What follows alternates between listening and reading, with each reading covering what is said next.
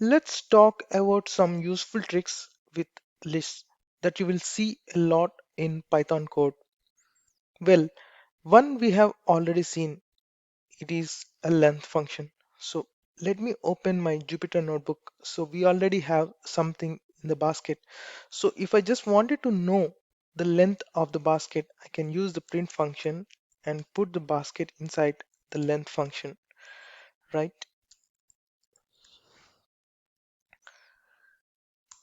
Well, we have 7. Now you're going to be using this a lot, that is to figure out the length of a list, which in our case is 7. So if I just wanted to sort this basket, I can just simply use basket dot sort. And when I print basket, it just gives me in a alphabetical order. You can see it here. It's sorted. Now, if I wanted to use it in a reverse direction, I can simply use basket dot reverse. All right. Now, when I use a print basket, it just gives the um, the one which presented in the list in a reverse order. So, well, now I have already showed you how to reverse a list, but sometimes you can do this with a list slicing. Now, let's see how we can do it. I can just use a basket semicolon semicolon and uh, minus 1, right? Now I just got the original list, which is A B C D D E X, right? Now let's go through this line by line. Initially I have sorted the basket, and then I reverse this, and then I again reverse the basket, so it's now in order, which is A, B, C, D, D, E, X. All right. And this list slicing creates a new list, right? If I print basket here, I just I will just get I will just get, which is X E D D C B A.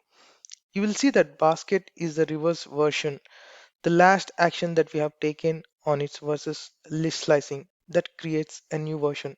So this notation you will see a lot with lists when you need to reverse the list, or maybe you need to make a copy of the list like this, or maybe you need a portion of the list. Another useful thing that you will see a lot is something called a range. So let me just use a range function here again. Let me let me take off all these things. Suppose if I want, let me say that a new basket has a range of 1 to 10 or 1 to 100, let's say. Now, if I wanted to print a new basket,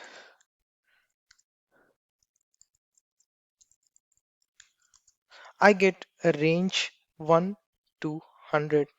But what I really want is something which I can print from 1 till 99. So then I can use a list function which I can enclose in the print, and let me grab the new basket as a variable here. Now when I print here, it starts, you can see right on the screen, it started from 1, 2, 3 and all the way till 99.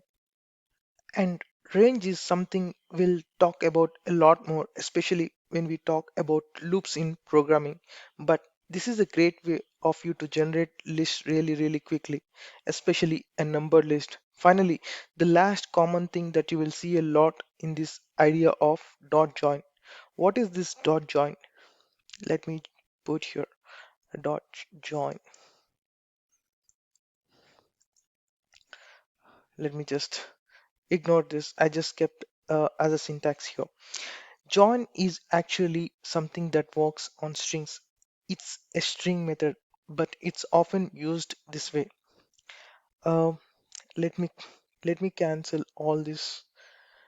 me clear all this so that it'll be clear to you.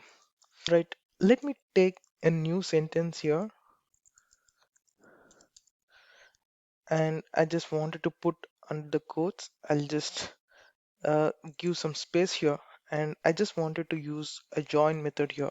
A join is like this here, and I just wanted to use a list here. Let me say hi, name,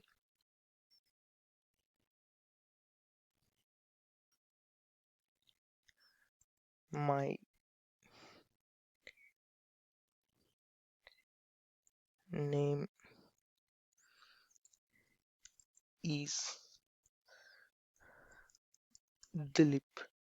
So now, if I wanted to print this new sentence, I must get hi, my name is Dilip. There we go. So all we are doing is combining into a string, and this is a common pattern you will see a lot, right?